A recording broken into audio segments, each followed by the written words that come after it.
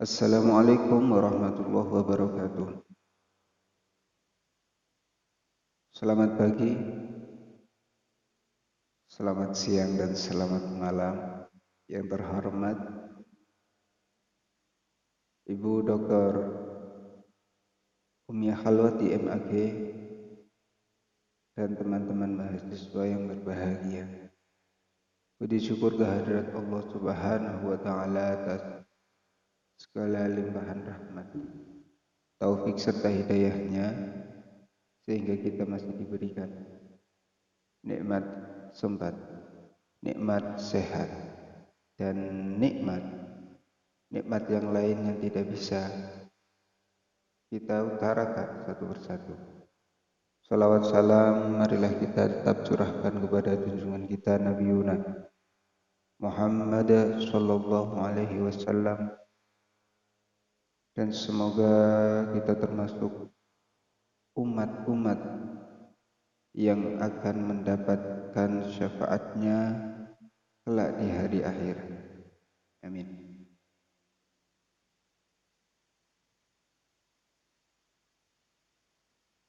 Pada kesempatan kali ini saya akan membicarakan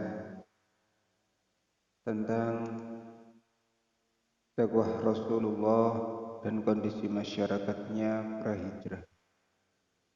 Sebagai pendahuluan, dakwah merupakan istilah yang populer dalam kalangan umat Islam. Akan tetapi saat ini istilah dakwah banyak dipahami secara sempit.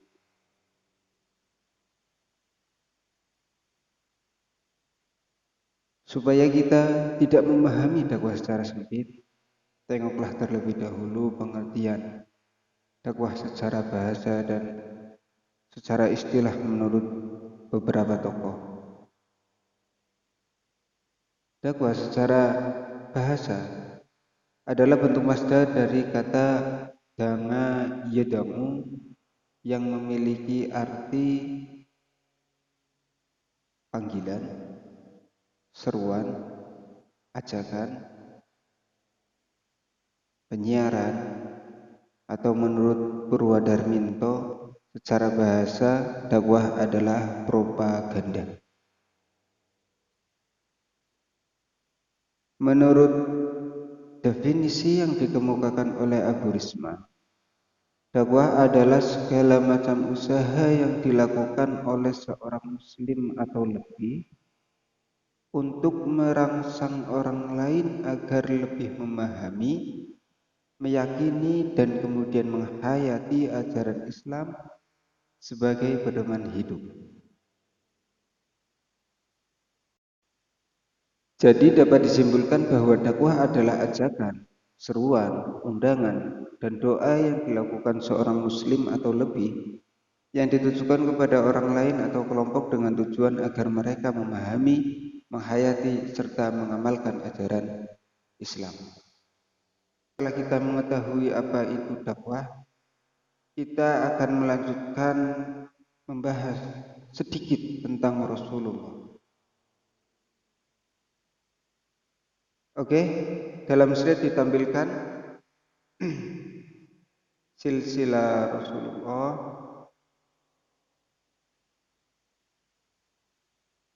Oke, kelihatan di sini dari Quraisy, Qusay, kemudian sampai ke bawah Abdul Manaf, Hashim, Abdul Muttalib, Abdullah, sampai Muhammad Rasulullah.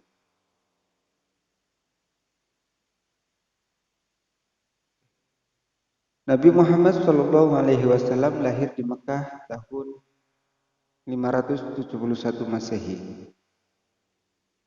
Beliau keturunan keluarga bangsawan Arab yaitu Bani Hashim dari suku Quraisy, suku yang dipercayai memelihara Ka'bah yang dibangun Nabi Ibrahim dan anaknya Ismail. Ayah Nabi bernama Abdullah, adalah anak bungsu dari Abdul Muttalib. Abdullah meninggal dunia sebelum anaknya lahir, sedangkan ibu Nabi, yaitu Aminah, meninggal 6 tahun kemudian. Hal ini sesuai yang diutarakan Jamil Ahmad pada tahun 2000. Oke, next.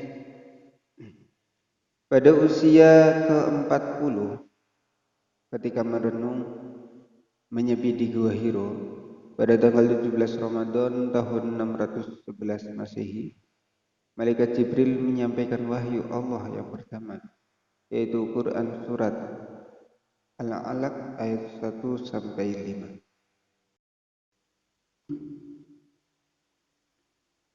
Di sini agak menarik.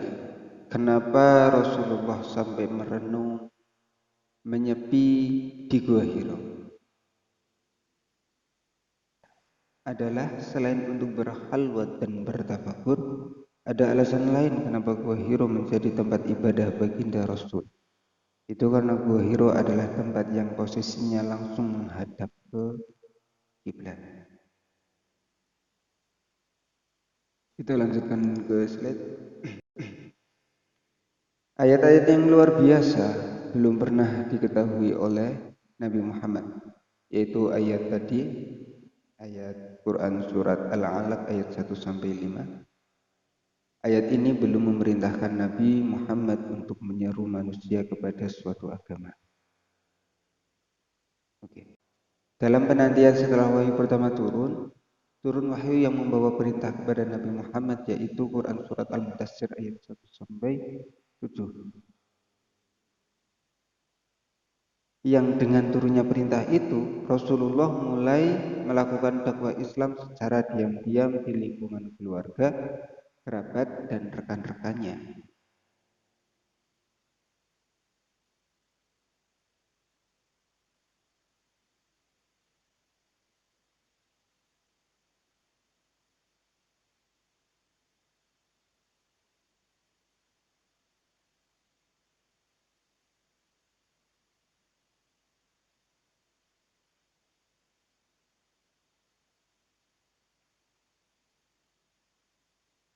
Hal ini dapat dilihat dari firman Allah Subhanahu wa taala dalam surat Asy-Syu'ara ayat 214 yang artinya, dan berilah peringatan kepada kerabat-kerabatmu Muhammad yang terdekat.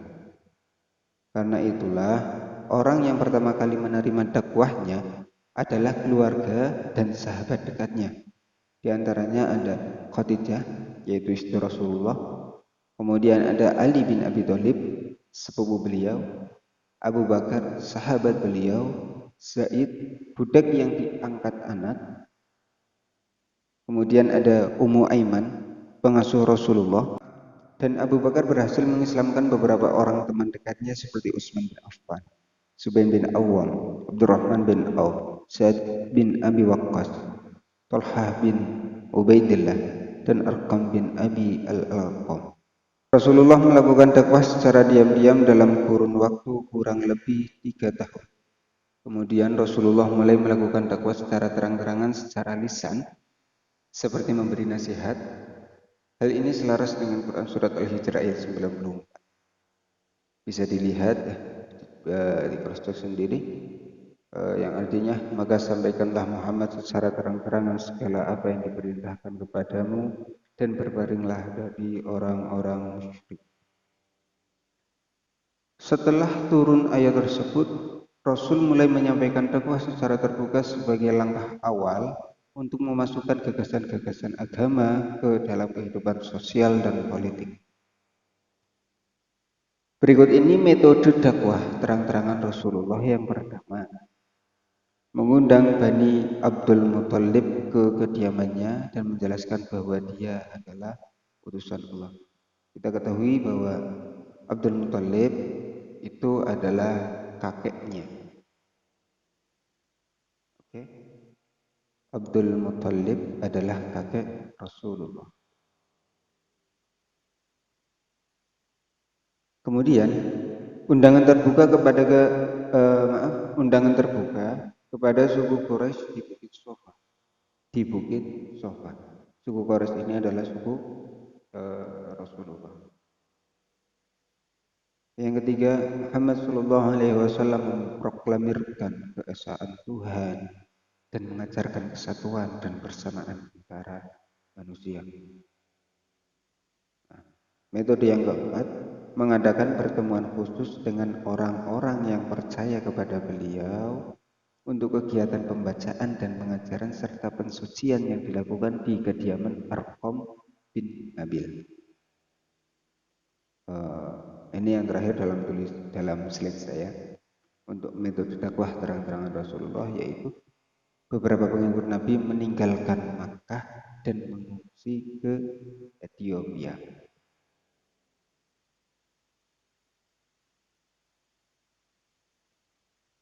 Dari uraian-uraian di atas, maka kita bisa menyimpulkan bahwa gerakan dakwah Rasulullah itu dilakukan dengan 3 tahap. Yang pertama, diam-diam, yang kemudian semi terbuka, dan yang ketiga terbuka dan terang-terangan. Diam-diam ini dilakukan Rasulullah, oke. Dakwah secara diam-diam ini dilakukan oleh Rasulullah, yaitu mengajak kerabat dan sahabat terdekat untuk meninggalkan penyembahan terhadap berhala dan berpaling menuju jalan Allah Subhanahu wa taala. Dakwah secara semi terbuka yaitu menyerukan Islam pada tahap yang lebih luas. Seperti tadi disebutkan bahwa mulai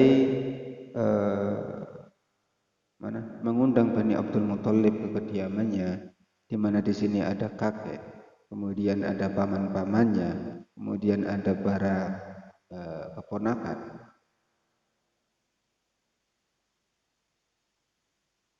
Oke. Dan Bani Abdul Muthalib ini salah satu putranya adalah Abu Lahab. Abu Lahab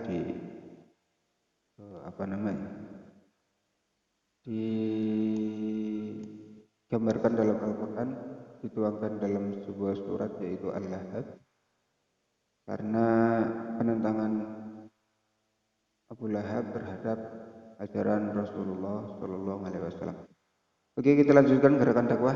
Gerakan dakwah yang ketiga yaitu terbuka dan terang-terangan.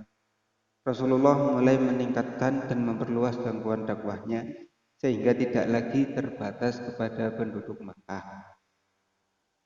Akan tetapi, dakwah ini juga dilakukan kepada setiap orang yang datang ke Makkah, terutama pada musim haji.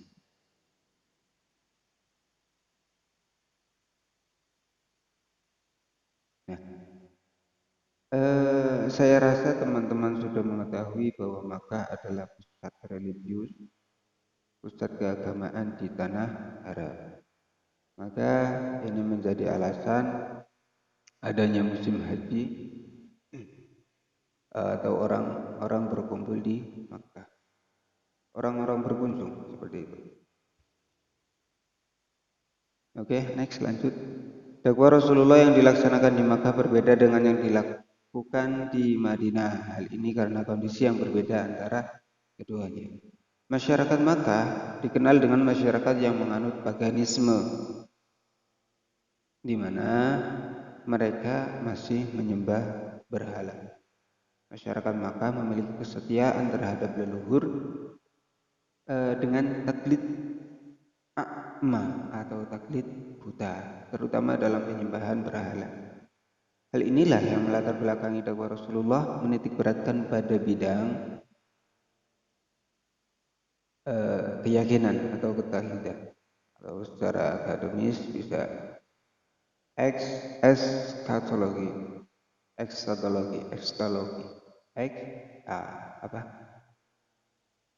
eskatologi.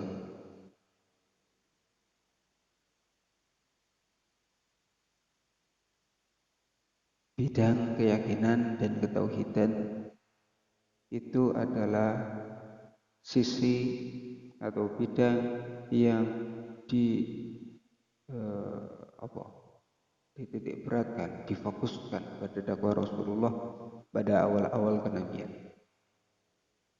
Akan tetapi dakwah Rasulullah tidak hanya berfokus pada ketuhanan, bidang lain pun jadi fokus dakwah Rasul. Di antaranya adalah pendidikan dan pembinaan.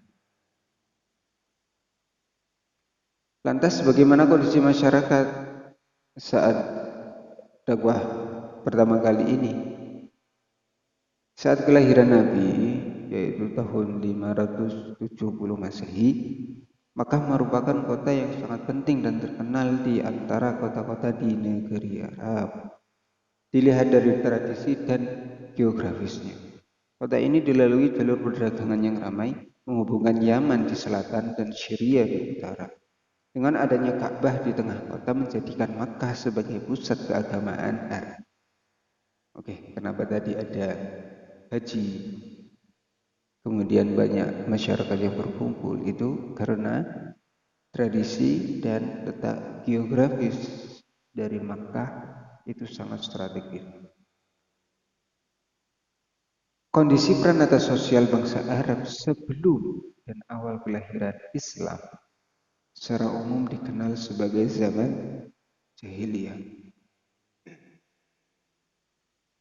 Kenapa?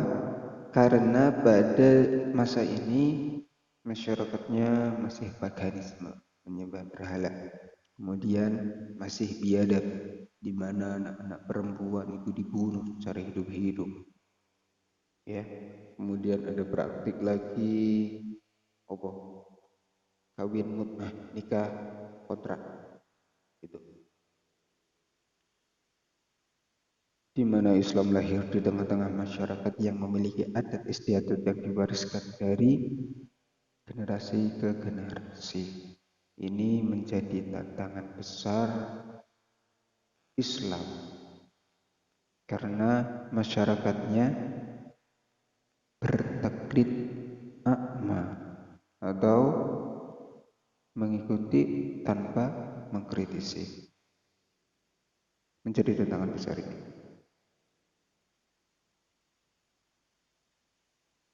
Oke, kita lanjutkan. Kondisi geografis Arab mempunyai pengaruh yang besar terhadap antropologis masyarakatnya. Arab sebagai wilayah tandus negara gersang telah menyelamatkan masyarakatnya dari serbuan dan penindasan bangsa asing, dan kegersangan negeri tersebut mendorong mereka menjadi pedagang ke daerah lain. Selain itu, keluasan dan kebebasan kehidupan mereka di padang Sahara juga menimbulkan semangat kebebasan dan individualisme dalam pribadi mereka. Kecintaan akan kebebasan ini membuat mereka tidak pernah menerima dominasi pihak lain. Tidak pernah menerima dominasi pihak lain. Pendidikan masyarakat Arab pada masa awal pendidikan Islam masih belum terorganisir dengan baik. Ya. Yang kedua, sisi pendidikan. Pendidikan yang berkembang adalah bahasa, syair, pepatah, cerita, filsafat, pengetahuan ketabiban, perbintangan, dan cuaca. Bahasa, syair, pepatah, dan cerita merupakan tanda-tanda kecerdasan masyarakat Arab pada saat itu. Dan ilmu filsafat mereka masih sangat sederhana dan dalam taraf permulaan. Sedangkan pengetahuan yang mereka miliki adalah pengetahuan ketabiban, perbintangan, dan cuaca. Oke, yang ketiga, kehidupan masyarakat Arab pra-Islam sampai dengan awal kehadiran pendidikan Islam disebut sebagai periode jahiliyah. Ini saya rasa siapapun sudah tahu. Yakni keadaan masyarakat yang amoral, biadab, tidak berkeprimanusiaan, berperang terus-menerus antar kabilah, membunuh anak perempuan karena dianggap membawa sial dalam keluarga, minum khamr, berjudi, dan berzina, serta masih banyak lagi perilaku bejat yang diletakkan pada masyarakat Arab pada umumnya, dan persoalan yang terjadi di masyarakat Arab pada khususnya. Oke, seperti itu. Cukup sekian pembahasan dari saya tentang dakwah Rasulullah dan kondisi masyarakatnya prahijrah. Baik, terima kasih. Wassalamualaikum warahmatullahi wabarakatuh.